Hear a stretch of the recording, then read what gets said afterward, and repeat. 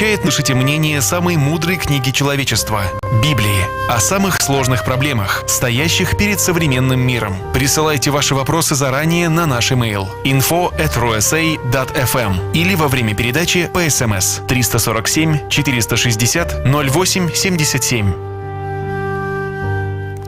Добрый день всем, кто сейчас настроен на радио РУСА. В эфире самая замечательная, самая светлая, самая добрая передача, которая только у нас на всем радио существует. Это передача Thank God It's Tuesday с самым умным, мудрым, светлым раввином нашего времени, раввином Манисом Фридманом, который вот по вторникам проводит этот час с нами, и это бесценно.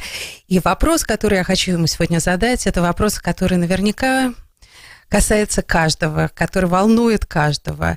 Это как сделать, чтобы наши молитвы были отвечены, не только услышаны, но и отвечены. Я думаю, что все мы молимся как-то по-своему и с большой душой и с надеждой на ответ нашим молитвам. Может быть, можно что-то сделать так, чтобы наши молитвы лучше доходили, лучше были услышаны и лучше были отвечены. Вот с этим вопросом я сейчас обращаюсь к нашему замечательному раввину Манису Фридману.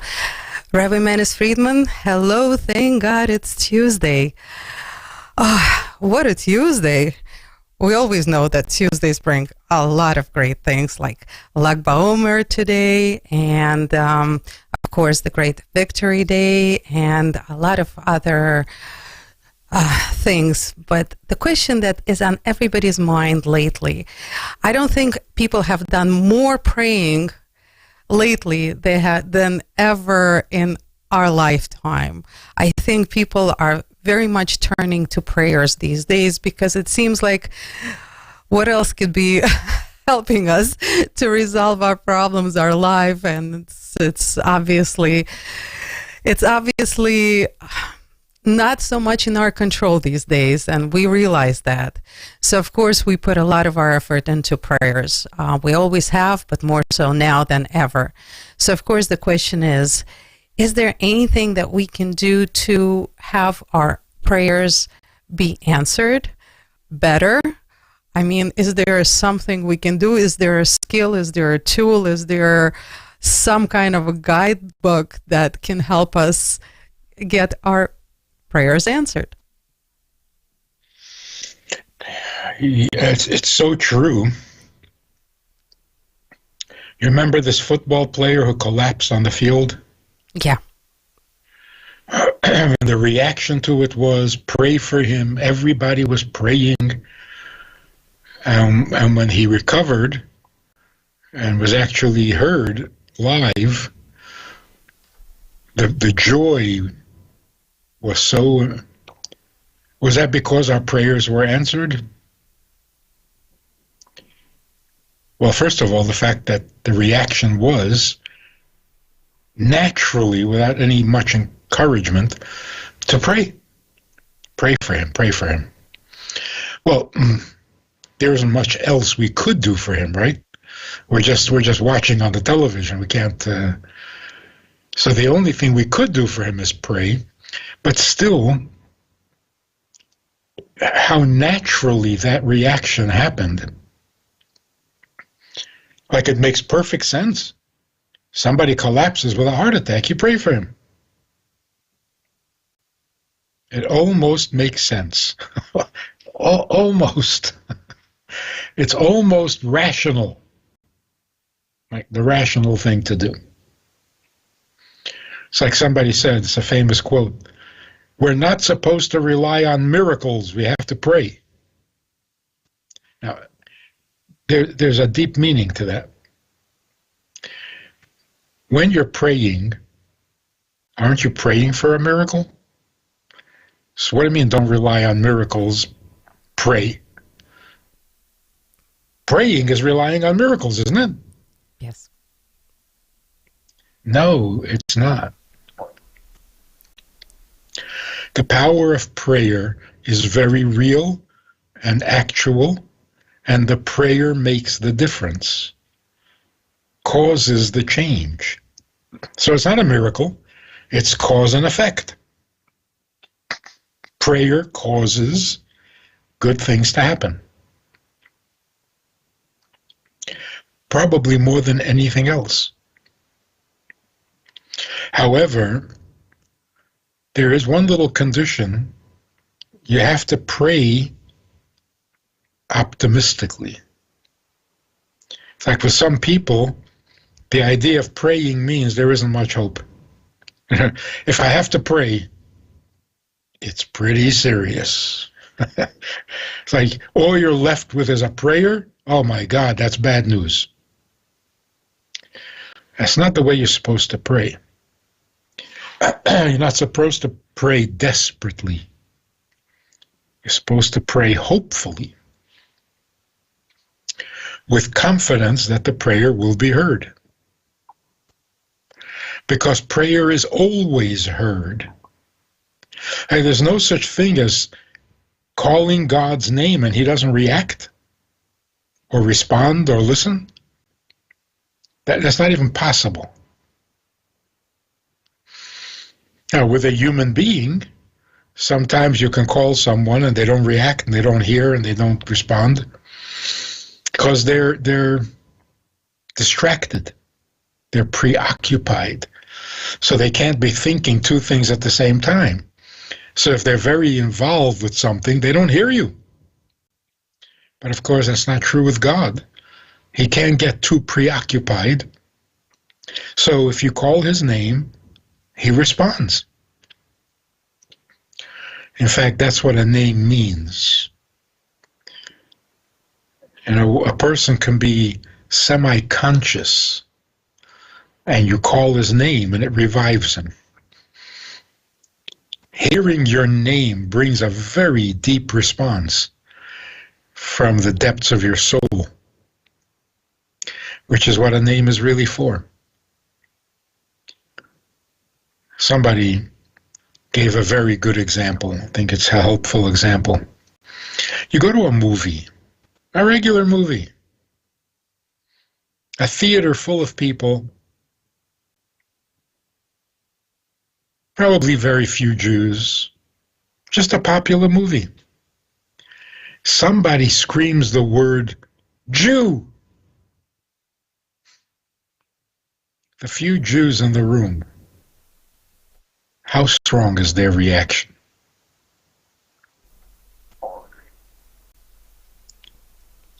There's no reason for them to believe that whoever is shouting is talking to them. What, you mean me? It's just the word Jew, not my name. But because we are called Jews, we have a very strong reaction to the name. Now, most of the time, it's a negative reaction because we're terrified. Our history has been that when the word Jew is mentioned, it usually isn't followed by good news. No. But then there are occasions when it is. We have the same reaction. So something very interesting happened. You know, the rapper who said anti-Semitic things, and he was canceled from all sorts of endorsements and appearances and so on.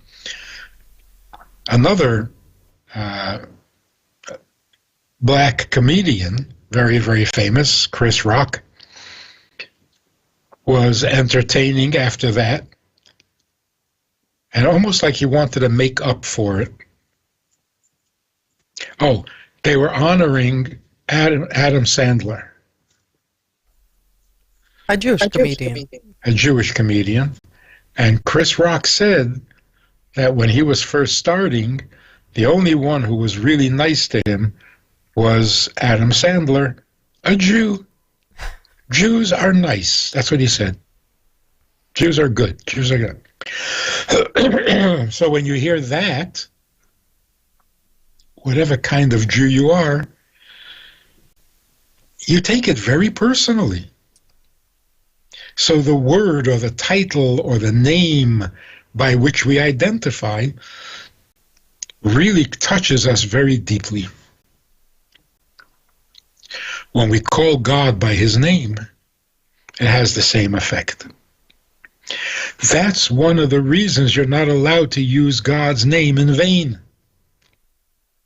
Because it's like calling somebody and they're saying, oh, nothing, never mind. Not nice. Because when you call God by his name, he responds. And then you have nothing to say? That's not nice. So you can't take God's name in vain, meaning you can't call him and then not say something significant, meaningful, holy.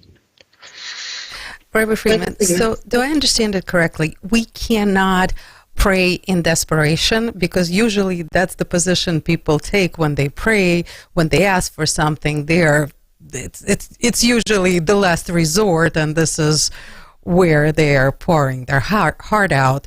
Yes, true.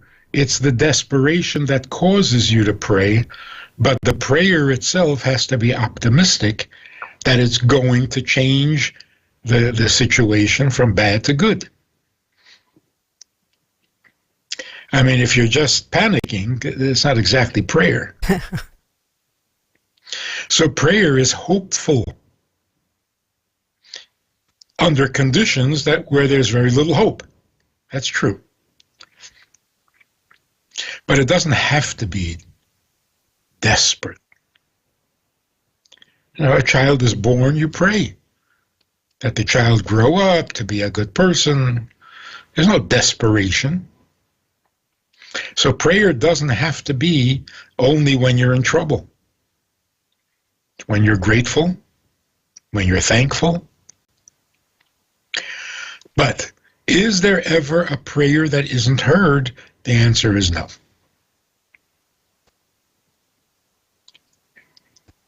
Prayer means communication. Communication means a two-way street. You say, and what you say is heard. Somebody is listening. Always, always without exception. In fact, even when you're not praying, God hears what you're saying. Even when you're not talking to him. So certainly when you're talking to him, of course he hears. Why in the world would he not? Rabbi Fridman, but for so many years, the Jewish people have been praying for redemption. And now the whole world is doing the same thing.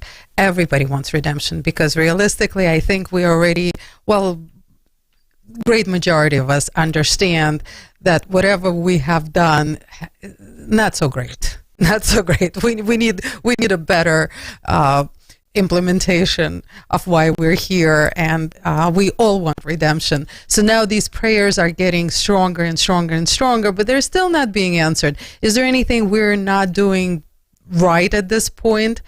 They are a little desperate, but probably still positive. Is there anything we can do? Are there some sort of skills or magic touches that we can adjust, so we can adjust these prayers to make them work better?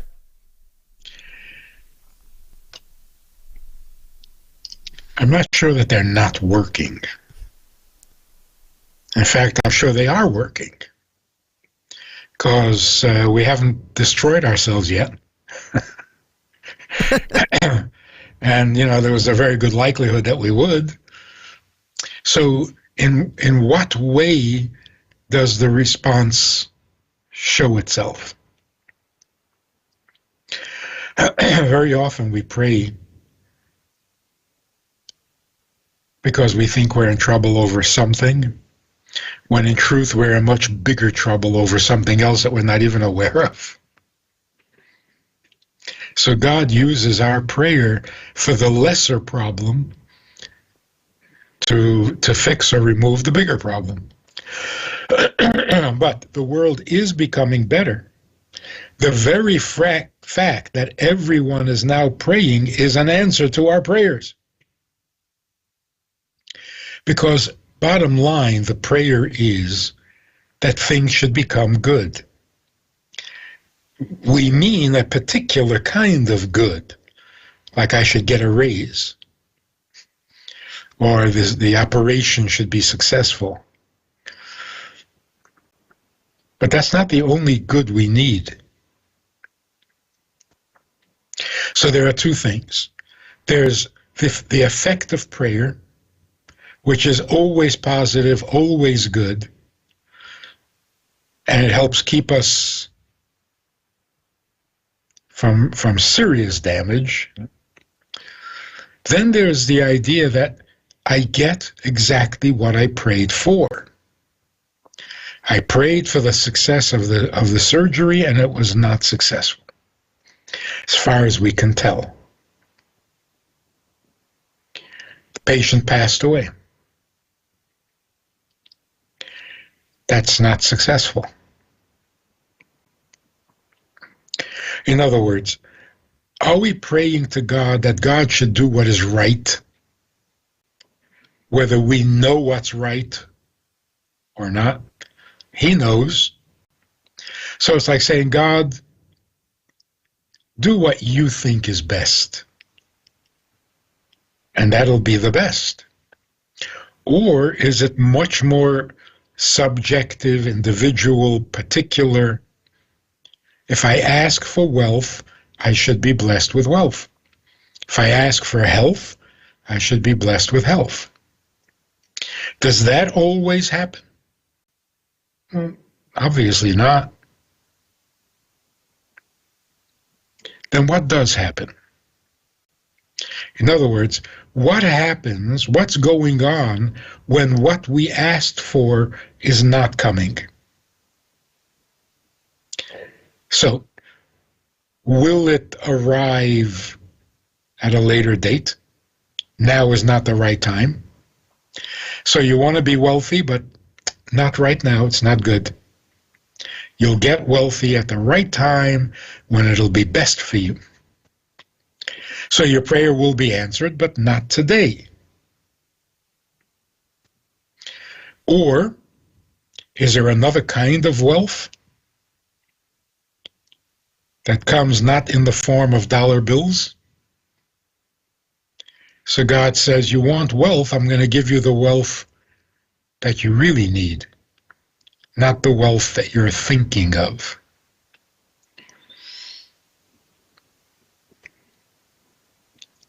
Sometimes even passing away can be a blessing.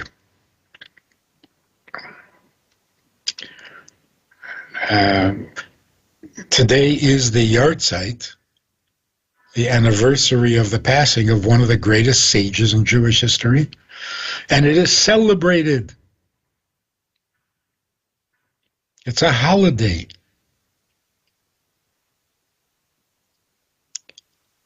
Because the conclusion of life is a very precious part of life. It's not the end of life. It's the conclusion of the mission. So we have to understand what it is we're asking for.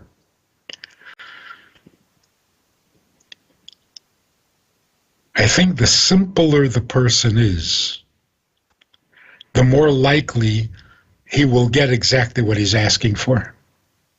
Because he won't understand anything else. I need $10. If I don't get the $10, I don't know what's going on. My life is out of control. Nothing is working. I need $10. And if you say to him, yeah, but God is giving you something better, they're not sophisticated enough to be able to think that way. So God, knowing that they really just want the $10 and nothing else, will give them the $10. So sometimes when the precise request is answered precisely, does that mean we just got cheated out of something better? It's like you talk to fundraisers. I speak to a lot of fundraisers. They say, I went to this man and I asked him for $100,000 and I was very nervous. And he said, oh, yeah, sure. And then I kicked myself. I should have asked for $200,000. If he's so willing to give me $100,000, I just lost $100,000 because I could have asked for $2. So with prayer, we ask God for 100,000 and he gives us 100,000. It's like, oh, I should have asked for something bigger. Reverend Fridman, I think we're all very much united at this point of our lives of what we really want. It seems like everybody is on the same page. We want evil to be over and done with. And I think we're very, very clear in our prayers to God. And you don't think that that's happening? It is happening. Again, just the fact that everybody's into prayer shows that evil is losing. Because evil doesn't promote prayers. Reverend Fridman, the intensity of our prayers, that makes a difference. The intensity and the preciseness and the precision and the just being persistent and doing it all the time. Or do we get on God's nerves that we're constantly repeating ourselves and what we're asking for? The sincerity, rather than the precision, is what really counts. And the optimism. If you're asking God for something, and in your mind and heart you're sure he's not going to give you, what kind of prayer is that? It's like, yeah, you're probably not going to give me. Okay, so I'm not going to give you. It feels like it's humble to think, no, God's not going to answer my prayers. Who am I? Okay, you're right. He's not going to answer your prayer. It's like, why should he if you're not? So you have to pray optimistically. And the optimism itself is as powerful and as important as the words or the prayer or the thoughts. Optimism is the enemy of evil. And it's very bad when the evil are optimistic and the good guys are pessimistic. We're going to lose. That's the disadvantage. The bad guys are always so optimistic. Reverend Fridman, is there a better time to pray to be heard? Morning, evening, night? Is there any particular time that God is listening better to us? They say that early morning, when the world is fresh, is the best time for prayers to be answered. Prayers are being answered all the time. And that's why the evil fails as often as it fails. Otherwise, they would be completely in control of the world. So prayer does help. Also, prayer is a communication, and communication means a relationship. Sometimes in a relationship, you have nothing really to offer. There's nothing you can do to make things better. But the fact that you communicate, the fact that you have each other, is very helpful. And that can overcome many, many difficulties. Whereas if you were alone and on your own, you wouldn't be able to handle it, you would succumb. So prayer means I have someone to talk to. And sometimes that's all I really need. The rest I can handle. Rabbi Fridman, that little fear that we have, we pray with enthusiasm, but then throughout the day we might have this little fear that that prayer might not be answered. Is that the pessimism that you're talking about? Is that something we should completely take off the table? Like if you pray, you have full belief in what you're praying for and that the right prayers will be answered? Yeah, because if you say it's not going to be answered, then what are you saying about God? You don't say it's not going to be answered. It's like, what if it's not going to be answered? That little question mark. Why wouldn't it? Why wouldn't it?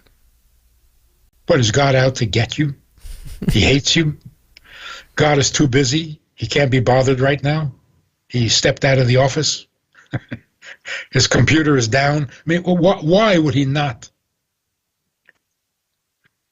So your opinion of God becomes very questionable. Yeah, he's not going to hear me. Oh, is that what you think of him? What kind of God is that? So there are times, of course, like the famous expression, God always answers your prayers. Sometimes the answer is no. That's an answer, because you don't want it to be a no. But you're asking God for an answer. You can't tell him what to say. So does he respond to prayer? Every time. Sometimes the response is no. Why? He's God. He knows the unknowable, so I can't try to guess. But I'm confident. His no is a blessing. Rabbi Friedman, what about measure for measure? Is there such a thing that I'm going to do as much as I can do so I can get my prayers answered better, do mitzvahs, give tzedakah, do something good all the time, but, so in hopes that I'm on the right streak? That also it's like a reflection of what you think of God. To say, if I do something really good, then he'll listen to me. What are you, bribing him? He won't listen to you if you're not good? That's a pathetic little God. Why would you think of God that way? Actually, some man came to see the Rebbe by dollars, the dollar line. He was an Israeli something, the politician, official, whatever. He comes to the Rebbe and he says to the Rebbe, my grandfather was in Lubavitch. The Rebbe said, you don't have to bribe me. I like you the way you are. Oh, I'm from Lubavitch. What? And if you're not, then I'm not going to listen to you? Then I don't care about you? What do you say? So, if the Rebbe doesn't need to be bribed, you don't need to bribe God. The whole idea of prayer is you get more than you deserve. Because if you deserve, you don't need to pray. Of course, you're going to get what you deserve. You earned it. What are you praying for? Imagine if you had to go to your boss at the end of the week and pray for your salary. You have to pray for your salary. He owes you the money. Prayer means even if I don't deserve. Give me because I'm asking, not because I deserve. So the personal prayers, are they as important as the written prayers that people are supposed to say because at certain time, and those are the words that God wants to hear from us? What about the personal prayers? Should we, should we go at it, or should it something that maybe God knows anyway what's best for us, so maybe we don't need to do that? Well, when you deliver a very brilliantly worded, poetic petition, it might be answered even if you're not 100% sincere, because it is so correct, it's so right. On the other hand, if your prayer is sincere, it doesn't have to be so perfectly worded and poetic and lyrical and brilliant. So the words of the prayers that we have, they are perfect, they're brilliant, they're exactly right. So even if you're not always sincere, it's a powerful prayer. I tell you some interesting thing. There's a woman, Scandinavian, or she worked in the embassy, Scandinavian embassy. She wasn't Jewish, but she ended up converting to Judaism. One of the things that inspired her, it's a cute story. She was walking in Manhattan, not knowing that it was Rosh Hashanah. And she sees a group of people heading somewhere, all dressed up. So she stops and says, stops a woman in the group and says, what's going on? The woman says, it's New Year, Jewish New Year. We're going to the river to throw our sins into the river, right? Tashlich. She says, well, what do you do when you get there? She says, we read some prayers. Now, this particular woman loved composing prayers. It was her hobby. She says, which prayer are you going to say? So the woman shows her a printed sheet that the synagogue gave everybody to read at the water. I think it was a conservative synagogue. So it was from Tehillim, a psalm. The woman reads this and says, "This is what you're going to say?" And the woman said, "Nah, we make up our own." The woman says, "You can make up a prayer better than this one?"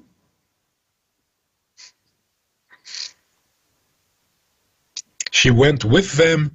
She watched the whole thing. It sparked her interest, and eventually she converted to Judaism. So on the one hand, the woman says, "No, we make up our own prayer." Oh, that's beautiful. On the other hand, can you make up a prayer nicer than the one you're given?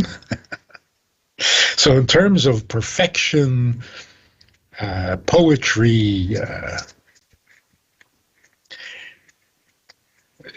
layers of meaning, the one we're given, the one our ancestors composed are the best, the greatest, particularly King David. And then you don't have to be 100% sincere. A little sincere.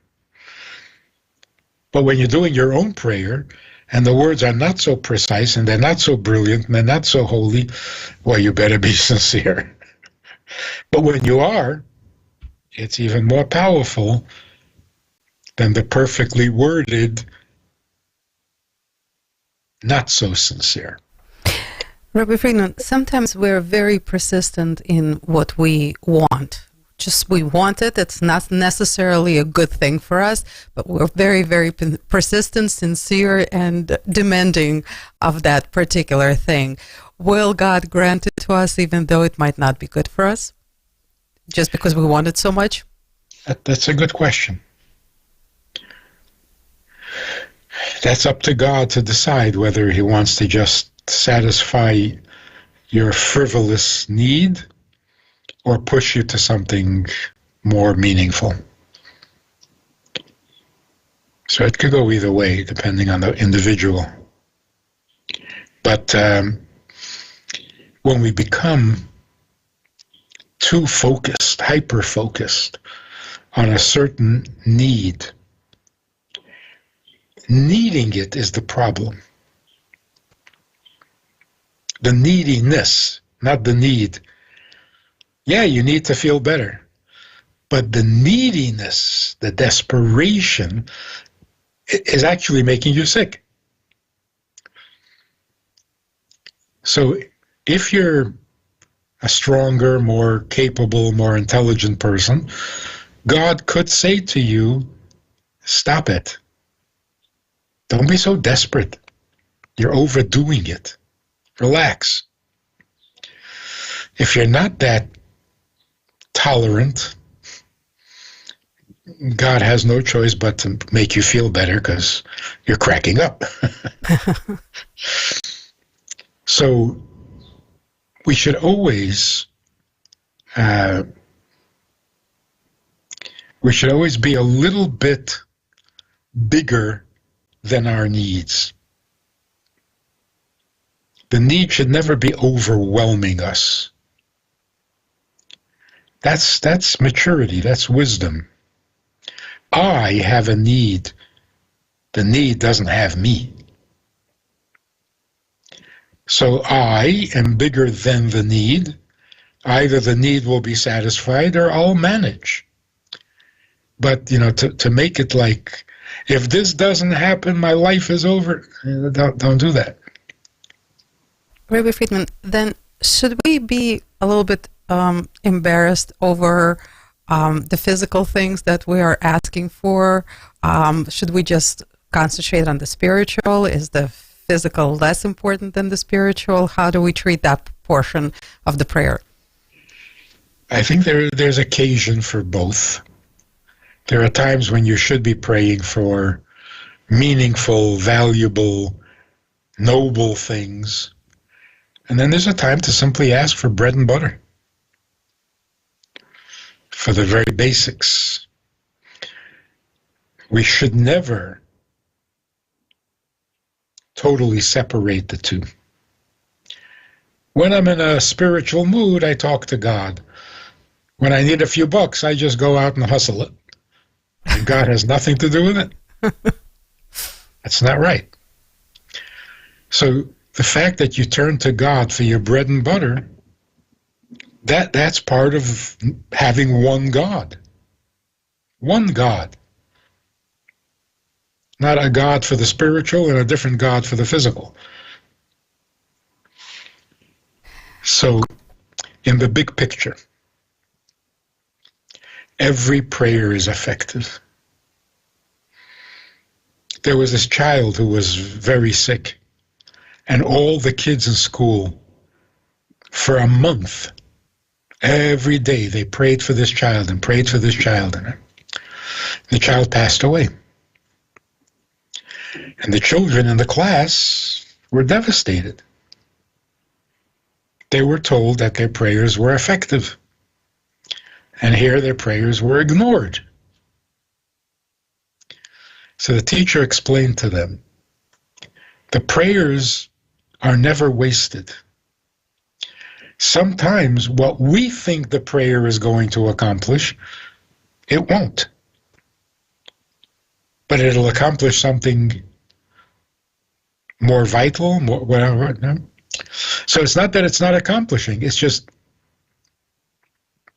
for example, she said, when this child passed away and came to heaven, she was carrying a trail of prayers that followed her.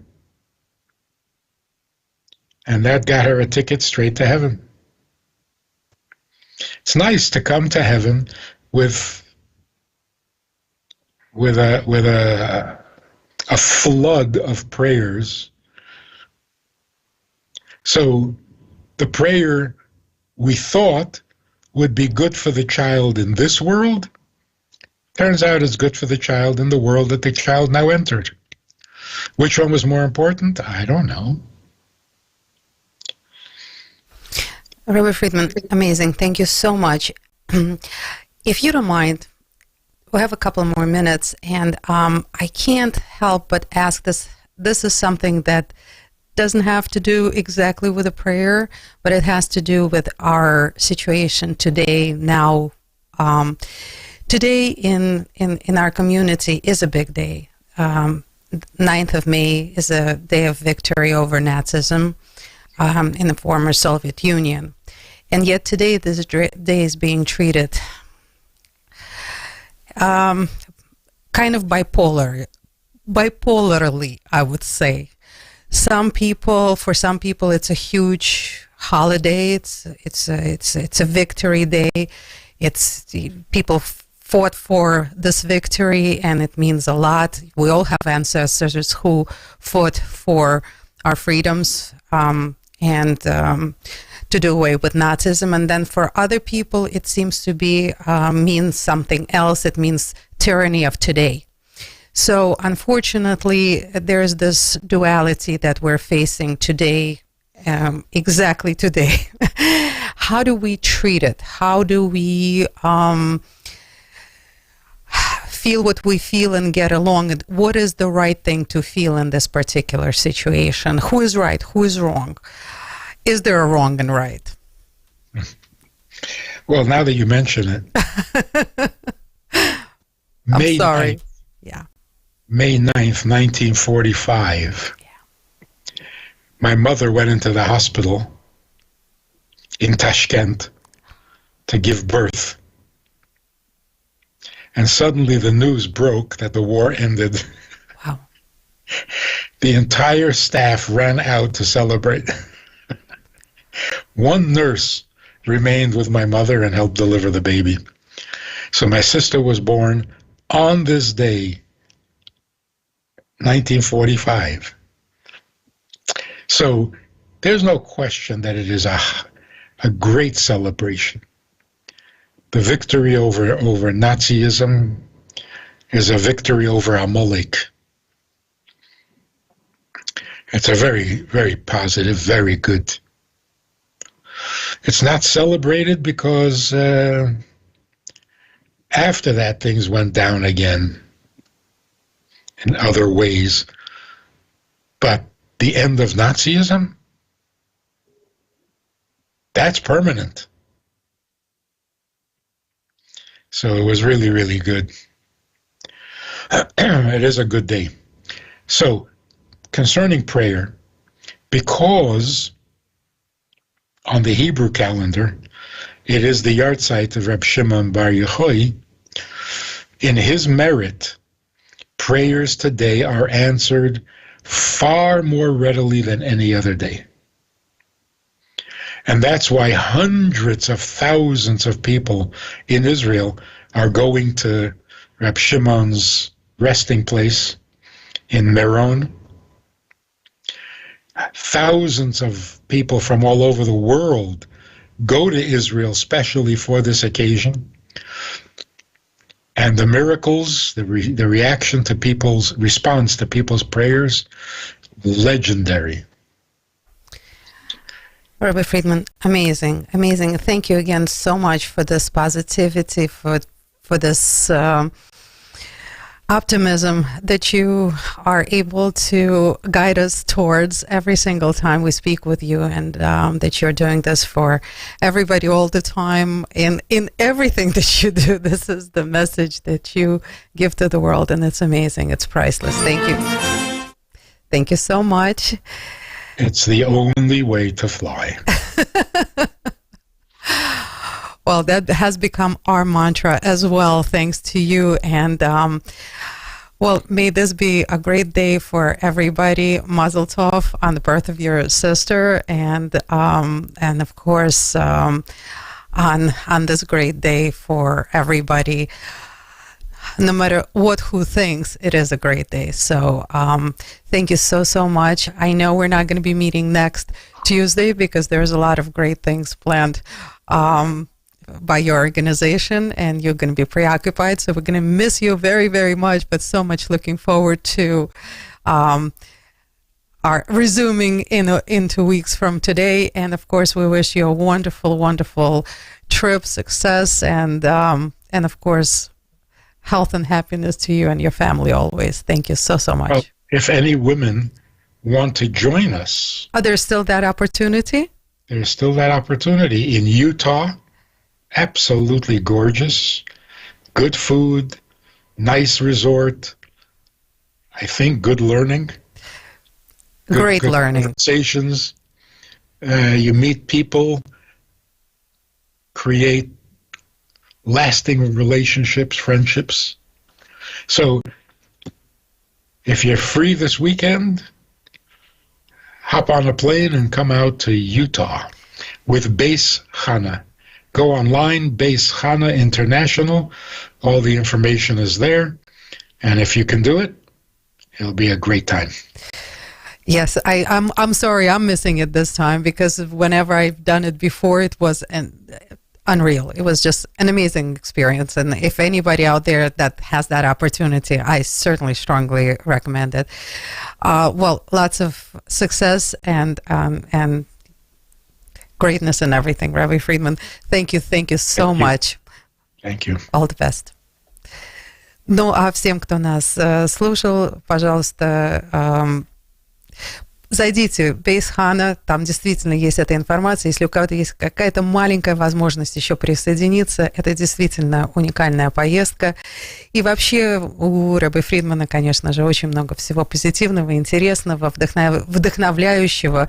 Зайдите на его веб-сайт itsgoodtoknow.org или его лекции на YouTube-канале. Есть интерактивные классы, тоже можно их найти через itsgoodtoknow.org. Очень много всего интересного, очень много всего позитивного, и это то, что нам сегодня нужно. И всем, кто нас сегодня слушал, вот с этими словами, я, Аня Пекерман, передача Thank God It's Tuesday. Прощаемся со всеми на 2 недели. Всего вам хорошего дня.